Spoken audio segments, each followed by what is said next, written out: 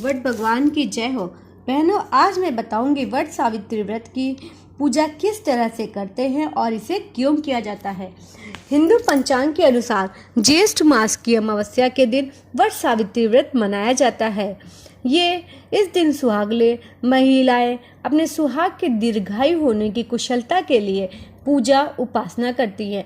ऐसी मान्यता है कि वट सावित्री व्रत के श्रवण मात्र से महिलाओं के पति पर आने वाली बुरी बला टल जाती है। इस पर्व को देश के सभी हिस्सों में मनाया जाता है। हालांकि कई हिस्सों में इसे ज्येष्ठ मास की पूर्णिमा के दिन भी मनाया जाता है। तो आइए अभी हम शुरू करते हैं कि इसमें पूजन सामग्री क्या क्या लगती है।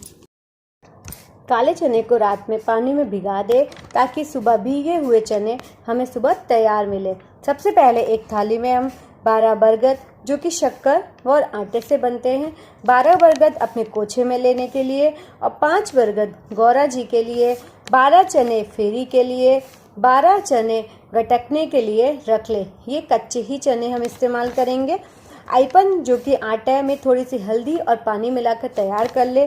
सिंदूर की डिब्बी, कुछ पैसे चढ़ाने के लिए माचिस की डिब्बी और 2 धागे वाले माले को भी 12 बार हाथ में फंसाकर गले में पहनने लायक बना ले और उन्हें पीले रंग से रंग ले। 2 खरबूजे, फूल, कच्चा धागा से फेरी के लिए, दिया, बत्ती, धूप, जल का लोटा और 1 बोतल पानी पीने के लिए। तो सबसे पहले हम बताते हैं किस तरह से पूजा करेंगे। सबसे पहले हम खूब अच्छे से तैयार हो लेंगे।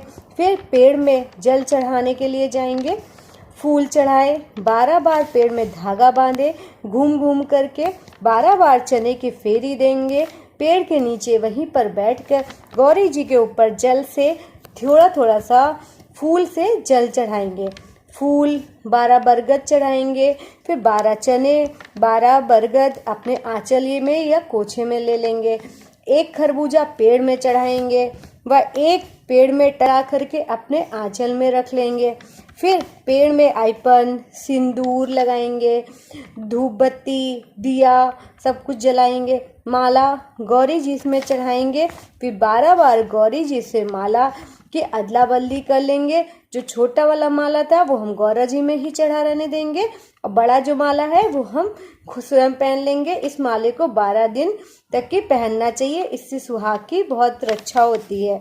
फिर सुहाग लेते हुए सिंदूर से गौरी माता से सुहाग लेते हुए 12 बार पेड़ से गले मिलेंगे और 12 कच्चे चने और बरगद का टिहुना छोटा सा होता है, एकदम नन्हा सा चने सरसों के दाने के बराबर, उसे लेकर पानी से एक साथ हमें इसे गटकना है और चीज़ें दांतों से चबाना नहीं होता है। फिर पेड़ के पैर छू लेंगे और फिर हम कथा सुनेंगे। वट सावित्री व्रत या इसे वट वृक्ष पूजा या बरगद की पूजा भी कहते हैं। पौराणिक धर्म ग्रंथों के अनुसार प्राचीन काल में भद्र देश के राजा अश्वपति बड़े ही प्रतापी और धर्मात्मा थे। उनके इस व्यवहार से प्रजा में सदैव खुशहाली रहती थी। लेकिन अश्वपति स्वयं प्रसन्न नहीं रहते थे क्योंकि उनके कोई भी संतान नहीं थी। राजा अश्वपति संतान प्राप्ति के लिए नित्य यज्ञ और हवन करते थे, जिसमें गायत्री मंत्र की उच्चारण के साथ आहुतियाँ दी जाती थी।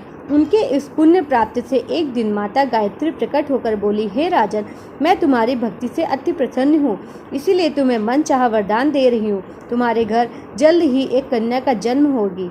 ये कहकर माता गायत्री अंतर्ध्यान हो गई। कालांतर में राजा अश्वपति के बेहद रूपवान कन्या का जन्म हुआ, जिसका नाम सावित्री रखा गया।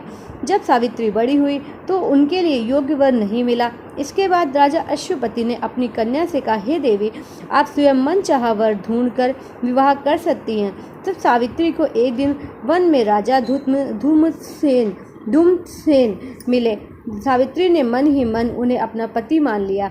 ये देखकर नारद जी अपना राजा अश्वपति के पास जाकर बोले, हे राजन, आपकी कन्या ने जो वर चुना है उनकी अकारण जल्द ही मृत्यु हो जाएगी। आप इस विवाह को यथाशीघ्र रोक दें। राजा अश्वपति के कहने के बाद सावित्री नहीं मानी।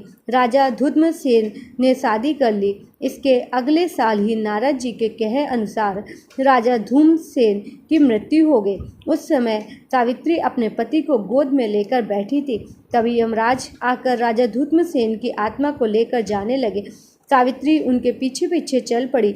यमराज के बहुत मनाने के बाद भी सावित्री नहीं मानी। तब यमराज ने उन्हें वरदान मांगने के लिए प्रलोभन दिया। सावित्री ने अपने पहले वरदान में सास ससुर की दिव्य ज्योति मांगी। ऐसा कहा जाता है सावित्री के सास ससुर अंधे थे। दूसरे वरदान में छीना राजपाट मांगा। तीसरे वरदान में 100 पुत्रों की मां बनने का वरदान मांगा, जिसे यमराज ने तथास्तु कहकर स्वीकार कर लिया। इसके बाद भी जब सावित्री यमराज के पीछे चलती रही तो यमराज ने कहा, हे देवी, अब आपको क्या चाहिए? तब देवी सावित्री ने कहा, हे यमदेव, आपने 100 पुत्रों की मां बनने का वरदान तो दे दिया, लेकिन बिना पति के मैं मां कैसे बन सकती हूँ? ये सुन यमराज स्तब्ध रह गए। उसके बाद इन्होंने राजा धूम्रसेन को अपने प्राण पास से मुक्त कर दिया। कालांतर में से ही सावित्री की पति सेवा और भक्ति की कथा सुनाई जाती है। बोलो सावित्री महारानी की जय। वट सावित्री व्रत की जय।